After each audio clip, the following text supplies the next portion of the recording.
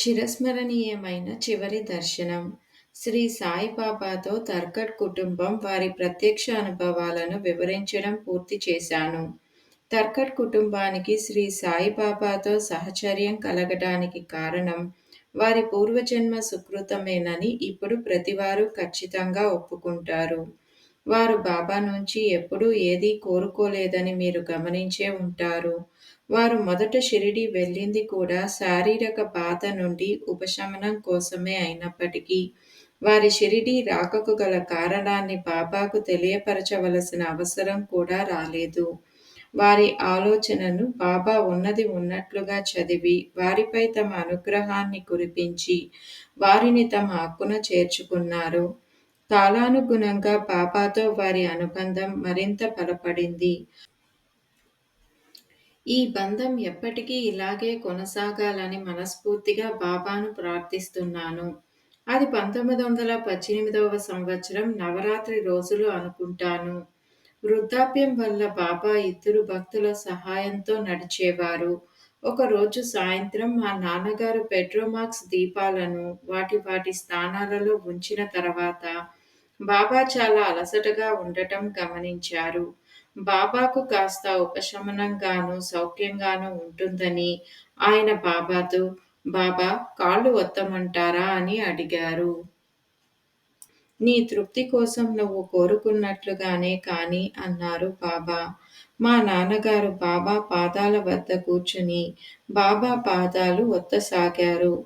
కొంతసేపైన తర్వాత బాబా ఆయన వైపు తిరిగి, "బావూ, ఇదే మన ఆఖరి కలయిక. ఇక మీదట మనం కలుసుకోము. రకరకాల ప్రజలు, ధనము, పిల్లలు, ఆరోగ్యం వంటి రకరకాలైన కోరికలు తీర్చుకోవడానికి షిరిడీకి వస్తారని నీకు తెలుసు.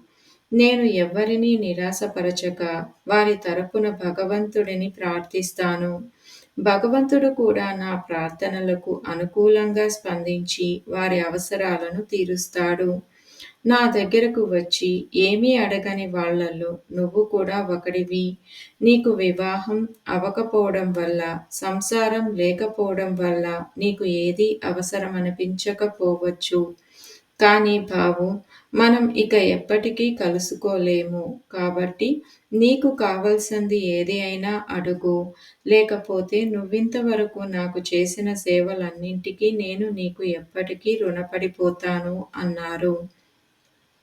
మా నాన్నగారు, "బాబా, మీ అనుగ్రహం వల్ల జీవితంలో నాకు అన్నీ ఉన్నాయి. నాకు ప్రాపంచికమైన అవసరాలేమీ లేవు.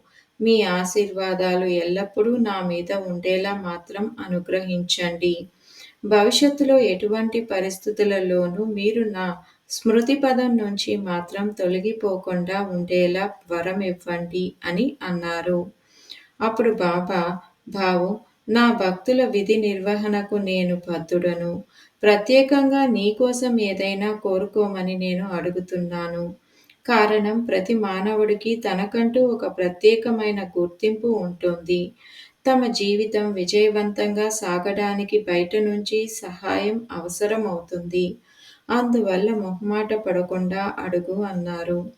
మా నాన్నగారు అది తనకు కఠిన పరీక్ష అనుకుని, "బాబా, మీరు అంతగా అడుగుతున్నారు కనుక నా కోరికను తప్పకుండా తీరుస్తానని ముందుగా నాకు మాటివ్వండి" అన్నారు. అప్పుడు బాబా, "బావూ, నేను భక్తులందరి కోరికలను తీరుస్తాను. నువ్వు నా పట్ల లేశమాత్రమైన అనుమానం పెట్టుకోవద్దు. నువ్వు అడుగు, నేను తీరుస్తాను" అన్నారు. మా నాన్నగారు, "బాబా, నేను మిమ్మల్ని ఒక్కటే కోరుకుంటున్నాను. మీరు నాకు ఎలాంటి జన్మను ప్రసాదించినా, నేను మీ పాదాల వద్దే ఉండేలా అనుగ్రహించండి" అన్నారు. బాబా అప్పుడు కొంచెం సేపు మౌనంగా ఉండి, తర్వాత నిశ్శబ్దాన్ని ఛేదిస్తూ, "బావూ, నీ ఈ కోరికను నేను తీర్చలేను" అన్నారు.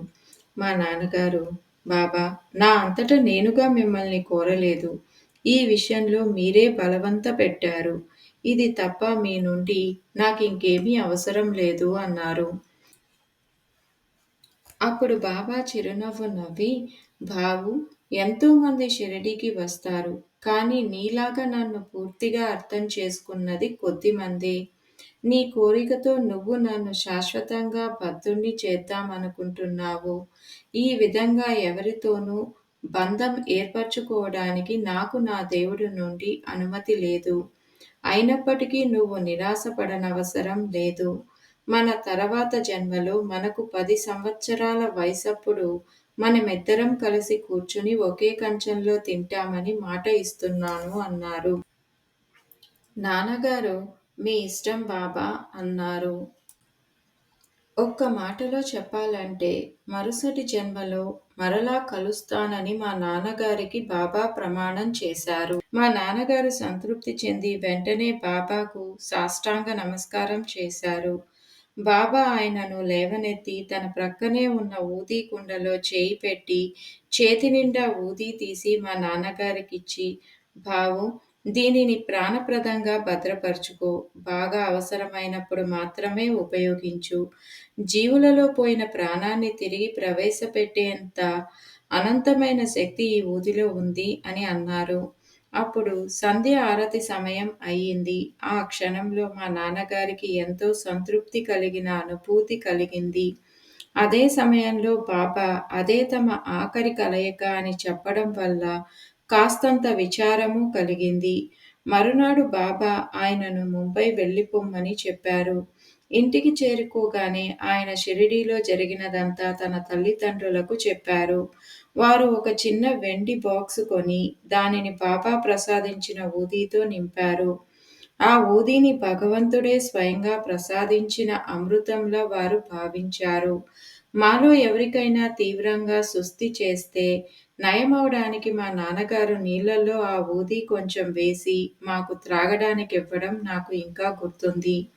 ఆయన జీవించి ఉండగా ఆయన 7 సంతానంలో ఎవరూ మరణించలేదు. మా నాన్నగారు తన జీవితంలో ఎన్నో ఒడిదుడుకులను ఎదుర్కొన్నారు. ఆయనకు స్వంత బంగళా, కారు ఇలా ప్రతిదీ. ఎవరైనా తమ జీవితంలో ఏం కావాలనుకుంటారో అవన్నీ ఉన్నాయి. కానీ తర్వాత కాలంలో ఆయనకు ఈ ప్రాపంచిక జీవితం మీద కోరిక పోయింది. ఆయన తన 70వ ఏట జబ్బుపడి మరణించేంత వరకు ఆయన ఒక్కసారి కూడా జబ్బున పడటం నేనెన్నడూ చూడలేదు.